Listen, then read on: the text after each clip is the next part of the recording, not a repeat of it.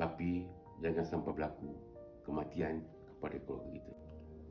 Kita dengar kebelakangan ni banyak kes TB yang melanda di negara kita. Jika kita terkena tanda-tanda, tentulah kita akan pergi ke hospital. Tapi jangan sampai berlaku kematian kepada keluarga kita.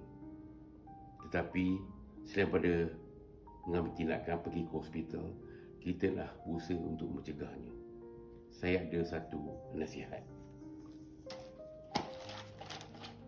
Ini ialah syurutu. Syurutu ni lah dipanggil juga sebagai vitamin imun bagi meningkatkan sistem imun badan kita. Sebagai langkah pencegahan, saya syorkan tuan-tuan memakan vitamin ini untuk meningkatkan sistem pertahanan kita. Mudah-mudahan ianya dapat mengawal daripada penyakit itu terkena kita. Untuk lebih lanjut, sila hubungi saya, Rahman.